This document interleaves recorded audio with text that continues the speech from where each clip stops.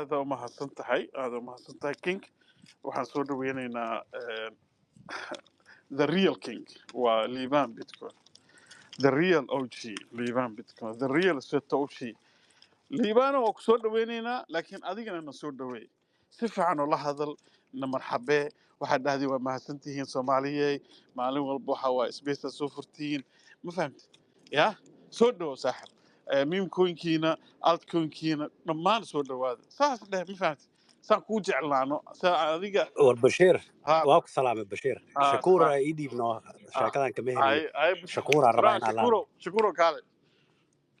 هاي ليبانو سودو ليبانو سودو ما نيجا ما سيتا يملي برو خود نيكاس كلا نايقة برو نيكاس مرة إنه يسود ويه عاديات عادي أديك بايس نقارناي عاديات صاحب بسم سودو الله صاحب سودو الحمد لله bro I'm good and give هرتا us a last update إن شاء الله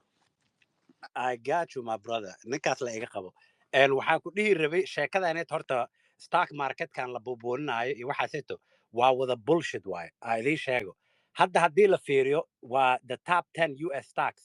waxay hit gareeyaan a record of $22.7 trillion of market cap in August haddii tobankaaneta bes aan fiirino ya oo company oo stock market ku jira they would be the second largest in the whole world ayaka bes tobankan bes haddii laga dhigi lahaa stock exchange the second largest ay noqon lahayn that's only the 10 companies and these stocks are reflect 40% of the S&P 500's market cap and an all-time high wide S&P 500 ka dhanbo almost half ayaka waay waxa suubiyo war iska dhaaf tobanka ugu horeyse shantaaneta bes leh the five bes haddii la fiiriyo Nvidia Microsoft Apple Google iyo Amazon they are larger than all other markets outside Maraykanka shanta bes leh waay so waxaaneeto waa basically money printing iyo balaayo lagu dhisoyo but like it doesn't make sense for five companies yeah to be richer than every other stock market in the world except the US market so dadkii lacagta print gareynaya waay so all these numbers I idinka run u malaysiin waa bullshit waay sheega laakiin sida wax loo gauge gareeyo because adiga waa inaa iska saxdaa alaabtan denominatorka mar walba waxaa dhahaysaa unit of account dollar ah that's your problem dollarka haddaa unit of account ka dhigtid waxyaalo haddoo kala dhacoy hadda maxaa dahab uu la rep gareynayaa why is dahab at an all time high 35 36 because throughout history regime shift in money has echoed through gold why first haddii taariikhda la fiiriyo in the digital era bitcoin waxay follow garaysaa dahabka laakiin ayadoo ka awood badan way ka dambaysaa laakiin si xoog oo huf ay ku dhaaftaa so the only question marka waxaa waaye why uu dahabkaaneta si waalan u kacooyaa because that's what we need to look at hadeer because odaygii Federal Reserve kan haddaa fiirisid they have basically two jobs one of those jobs na waa dual mandate aa la dhahaa one of them waxaa waaye wixii la inkirayay oo unemploymentka iyo waxaasita ahaa sheekada kaleetana waxay ahayd 2% targetkoodii inflation ay la dagaalayaan marna deflation ay la dagaalayaan hadda already odaygiiba calankii kor u tuuray wuxuu dhahaa I don't care about 2% anymore hadda 3% ama 4% aan marownaa odaygii wuxuu dhahayba inflationkaas waxba igama gelin I'm gonna cut rates anyway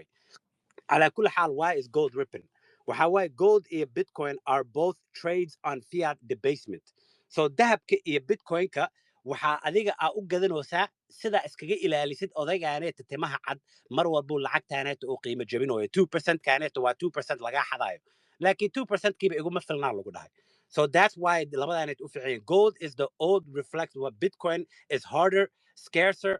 and higher and beta response gold leads Bitcoin, but like in Bitcoin lags. So alkala idin sheega why is gold first marka? Mar walba gold muxuu u dhaqaaqaa marka hore? Because institutions are instantly buying what they know. So dadkaaneta waxay aqoon u leeyihiin ayay marka hore ku ordayaan. Dadkaaneta Bitcoin aqoon uma laha 16 years le waay. Laakiin wax 6,000 sano oo jiray ayay ku ordayaan mar walba first. Laakiin gadaal ay ka arkayaan muxuu ahaa sheekada kaleeto. But once the move starts, Bitcoin's fixed supply and smaller float surcharges and rotates. So political pressure on the Fed is rising. So odaygaaneta Donald Trump nafta u keenay Jerome Powell. Haddaa i maqlaynin oo iga soo dhexgeli kartiin I don't want inaa iska hadle Jerome Powell kaaneta nafta loo keenay waxa waaye and cheaper borrowing aa la rabaa bigger deficits aa la rabaa means more printing so sheekada waxa waaye the Fed is raised and I think a cheaper borrowing at about interest rate in a house like that's going to fuel lacagta deynta lagu leeyahay way sii badnaanaysaa markii lacagta deynta lagu leeyahay ay sii badnaatana lacagta la print garaynayna way sii badnaanaysaa gold's breakout is exhibit A oo kuu sheegaya lacagtaaneet in la print garaynayo another one aan kuu sheegaya dadkaaneeta maraykan deyntooda wax gatay rabaan markay waayaan wax deyntooda gataan Federal Reserve ka naftirkooda ayakaa gadanayaan so 2008 how much lacag haysteen buugooda Federal Reserve ka 900 billion ahayd 1 trillion xataa ma gaarin that's how much they had which is 6% of the GDP waxa soo saarta dhanba oo Maraykan 6% of it muxuu ahaa lacag ay hayeen Federal Reserve laakiin maanta meeqay hayaan lacag Federal Reserve ka waa 7 trillion waa basically GDP ga dhanba 20% ay ka hayaan haddii GDP ga 5 meel loo qaybiyo hal meel ayakiyaaba tiradii haystaan so waxa waaye abundant liquidity is policy waaye so lacagtan la kordhinayo it's not wax lagu qasboy waaba policygooda waaye sharcigooda waaye the only antidote waxa waaye scarce collateral the only way iskaga badbaadin kartid waxa waaye wax oo scarce ah bitcoin ubaa meeshaan ugu fiican ma ahe haddaa rabtid dahab xataa ka qaraabo warmi maqloosin waa ku maqlaynaa liibaan waa ku maqlaynaa maxamed wax yar sug haddii ha dhameeya odayga dhamee sheekadu ku caajisay miya don't worry shitcoin-kaaga waa ku noqon doontaa wax yar ka bacdi for the first time since 1996 foreign central banks are now holding gold more than treasury bonds so all of these central foreign banks are holding gold hadda more than they're holding treasury bonds waxaaneeta dhanba calaamaday kuu sheegaysaa inaad dollarkaaneeta kalsoonidiisa u dhacay and season حتى also Bitcoin cycle kiisa حتى is lining up because August and September usually were weak months for Bitcoin. Like in October ila December is the strongest quarters, 15 years you had their counting. Hadila Feria. Right on cue, gold breaks out first, then the Fed cuts rates, and then Bitcoin will boom garanaya. So gold and hadalka asa ugu horeeyo. Laakiin jawaabta oo ka qayla badan Bitcoin iska leh. Bitcoin hoos ka sii salaam meelahan kale tan ku wala iska what the hell sacbiskaas muxuu ahaa Africa sacbiskan waxa waaye waxaan kugu hambalyeynaya maanta inaad qiratay gold oo markaa bilowday ilaa haddastaan gold naga iibisay thank you ku leeyahay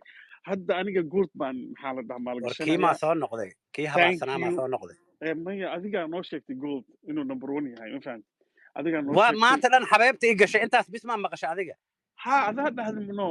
number 1 gold baa u kacay badana ninkaanito waraa wallahi bilaa tala adiga ya shaax iyo wax aad soo diyaarisay ilaahay biyo kuma shuba saaxib a'uudu billah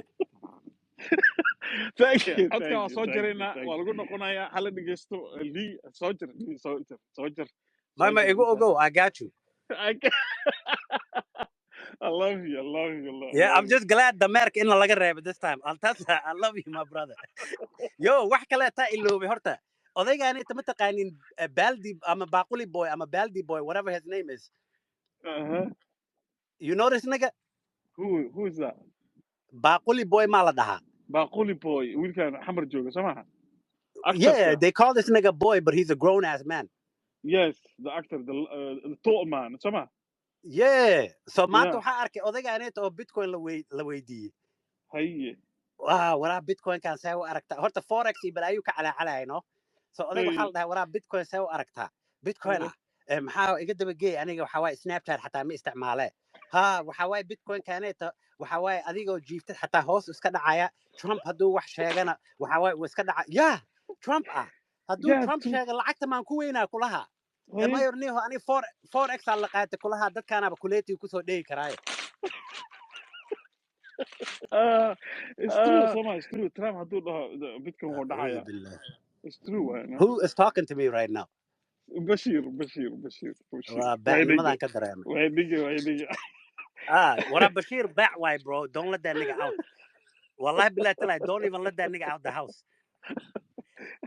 it's locked down hadduu baquli boy raacayo it's locked down